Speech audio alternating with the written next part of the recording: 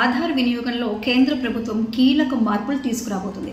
ఇప్పటి వరకు మనం ఏదైనా ఒక ఐడి ప్రూఫ్ అంటే ఆధార్ని ఎక్కువ ఉపయోగిస్తూ ఉన్నాం. అదేవిధంగా ఆధార్ జెరాక్స్ని కూడా మనం ప్రతి చోట ఇవ్వాల్సి ఉంటుంది. దీనివల్ల ఏమవుతుందంటే మన పర్సనల్ డీటెయిల్స్ కూడా దుర్వినియోగం అయ్యే అవకాశం ఉంటుంది, అవతల వ్యక్తులు తెలుసుకునే అవకాశం కూడా ఉంటుంది.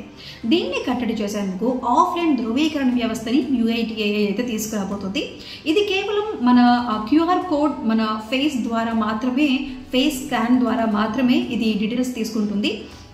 ఇప్పటికే మనం చూసుకుంటే మన దేశంలో చాలా వాటికి ఆధార్ అనేది మ్యాండేటరీ అయిపోయింది. ఇక మీదట ఈ ఆఫ్లైన్ వ్యవస్థ అందుబాటులోకి వచ్చిన తర్వాత ఇంకా ప్రతి దాంట్లో కూడా అంటే మన రెస్టారెంట్స్ కానీ, సినిమా థియేటర్స్ కానీ, హాస్పిటల్స్ కానీ, లేదా పెద్ద పెద్ద అపార్ట్మెంట్స్ కానీ, వీటిలో దేనికైనా సరే ఎంట్రీ అవ్వాలి, లోపలికి వెళ్ళాలి అనుకున్నట్లయితే కనుక ఈ ఆధార్ తప్పనిసరిగా మ్యాండేటరీ కాబోతుంది.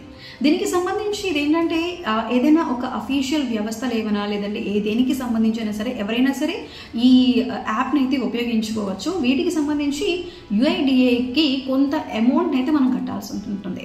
ఇప్పటి వరకు మనం చూసుకుంటే ఇది తుది దశ టెస్టింగ్లో ఉంది. ఇది కనుక ఓకే సక్సెస్ అయిపోయిందంటే కనుక రాబోయే కాలంలో ఆధార్ ఇంకా ప్రతి దానికి కూడా ఉపయోగపడిపోతుంది. అది జస్ట్ మనం డీటెయిల్స్ ఏం లేకుండానే జస్ట్ ఒక ఆఫ్లైన్ QR కోడ్ స్కాన్తోనే మన డీటెయిల్స్ ఈజీగా అయిపోతుంది. సో స్కానింగ్ కూడా తొందరగా అయిపోతుంది అనమాట. సో ఇక మీదట దీనికి సంబంధించి రూల్స్ ఏ విధంగా ఉంటాయి, అసలు ఇది ఎలా పనిచేస్తుంది, డీటెయిల్స్ అయితే ఇంకొంచెం క్లారిటీ అయితే రావాల్సి ఉంది. మరి ఈ ఆధార్ మ్యాండేటరీకి సంబంధించి ఈ కొత్త ఆఫ్లైన్ ధృవీకరణ వ్యవస్థ ఎలా అనిపిస్తుందో మీ అభిప్రాయాన్ని కామెంట్ సెక్షన్లో తెలియజేయండి.